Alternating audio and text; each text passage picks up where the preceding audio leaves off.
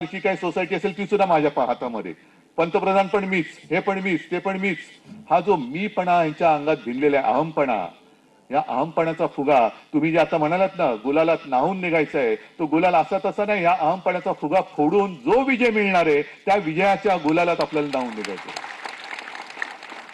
नाही तर निवडणुका येतात आणि निवडणुका जातात.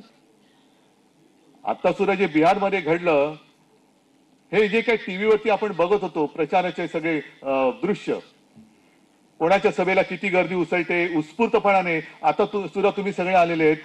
मला माहिती आहे कोणाला काही पाकिटे किंवा काही दिलेले नाहीत, स्वतःहून आले शिवसेनेच्या प्रेमापायी म्हणून आलेला. पण ही जी एक लोकशाहीची त्यांनी वाट निवडलेली आहे किंवा वाट लावलेली आहे, विरोधी पक्ष शिल्लकच ठेवायचा नाही. आपल्या महाराष्ट्रामध्ये सुद्धा हा विधानसभेचा जो काही निकाल लागला, हा अजूनही कोणालाच पटत नाहीये, कोणालाच पटत नाही. म्हणजे मतचोरी तर केलीच, पक्षचोरी तर केलीच. आता काल अनिल देसाईंनी प्रेस कॉन्फरन्स घेतली, एबी फॉर्म पण चोरलेला आहे. हे सगळे तुम्ही जा ना, बसा ना त्या चोर बाजारामध्ये, कशाला तिकडे जाऊन बसताय? सगळं काही चोरायचं आणि राज्यकर्ता म्हणून मिरवायचं, ही लोकशाही, ही खोटी लोकशाही आहे. ही खोटी लोकशाही मला नाही वाटत देशातली जनता ही स्वीकारू शकते. आणि तुम्हाला राज्य तरी कशाला पाहिजे? आम्ही म्हणतो ना, आम्हाला मुंबई जिंकायची आणि आम्ही जिंकणारच, कोणत्याही परिस्थितीत जिंकणार.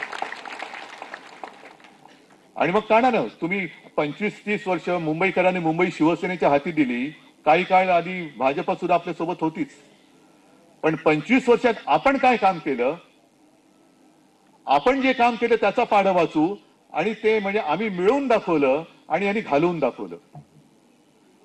मला वाटतं दिवाकरजी, तुम्ही काय सगळे ज्येष्ठ शिवसैनिक, त्यावेळेला महापालिकेचे म्हणजे दिवाकरराव ते साहेब तर महापौरच होते, किशोरीताई पण महापौरच होत्या. आपल्या काळामध्ये जे काय आपण केलं, मुंबई आपली मुंबई म्हणून, तो आपलेपणा भाजपच्या एकातरी नेत्याच्या मध्ये आहे का? एकातरी नेत्याच्या अंगामध्ये आहे? ही आपली माझी मुंबई आहे. आम्ही म्हणतो ही माझी मुंबई आहे. हे माझं पण जे आहे, हे आपलं पण आहे, हे कोणाच्या तरी रक्तामध्ये आहे भाजपच्या? आपण जे काय करून मुंबईसाठी केलं होतं, 92,000 कोटीच्या ठेवी आपण मुंबई महापालिकेच्या जमवून दाखवल्या होत्या. आणि आता रोज बातमी येतात ह्या ठेवी तोडत चाललेत. एक 4 दिवसापूर्वी बातमी आली, आणखीन 5 ते 10,000 कोटी ठेवी तोडणार आहेत.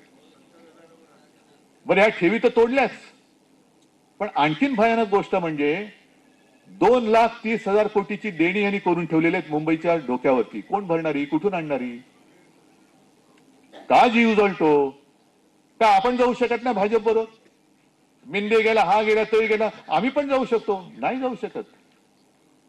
कारण आजच मध्यरात्री मी जाणार आहे हुतात्मा स्मारकाला तिकडे वंदन करायला.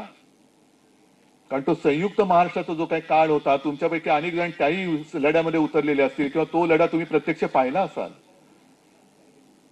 आणि योगायोग असा, हे तुम्ही मला तारीख विचारली, मी तुम्हाला 20 तारीख दिली, पण आज प्रबोधनकारांची पुण्यतिथी, नेमकं बरोबर उद्या 21 नोव्हेंबर हुतात्मा स्मारक दिन, तो उद्या 21 नोव्हेंबर.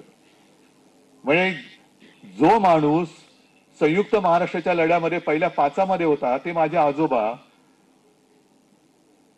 जी व्यक्ती संयुक्त महाराष्ट्रासाठी लढली, तिच्या घराण्यात मी जन्माला आल्यानंतर मुंबईचे असे लचके तोडताना मी उघड्या डोळ्याने बघत बसू, असं एवढा मी काही शंड वाटलो का या भाजपवाल्यांना? आहे ना, मग आपण कशाला म्हणायचं झाशीची राणी जी शेवटपर्यंत लढली, मेरी झाशी नाही दूंगी, तसं आपण प्रत्येक जण उभं राहिलं पाहिजे की माझी मुंबई आहे, मी माझी मुंबई तुम्हाला लुटायला देणार नाही. आणि तुम्ही कोण आमचं वाकडं काय वाकडं करू शकता तेच बघतो. सगळे जर का आपण नुसते एकवटलो तर एक वज्रमुठ झाली तसे पळपुटे. आणि सहज काय काय गोष्टी इतिहासाची पुनरावृत्ती होत असते. जेव्हा आपण ते फटकारे पुस्तक शिवसेना प्रमुखांचं करत होतो, सगळे कार्टून संकलन करत होतो, त्याच्यामध्ये एक कार्टून आहे, एक शिवसैनिक, तो तरुण पोरगा दाखवलाय आणि बाजूला एक भाजपला दाखवलंय, कमळवाला असेल किंवा काय, तेव्हा जनसंघ होता. आणि तो शिवसैनिक सांगितले, तुम्ही आतापर्यंत मैत्रीची ऊब बघितली, आता मशालीची धग सोसा. तेव्हाही मशाल घेतली.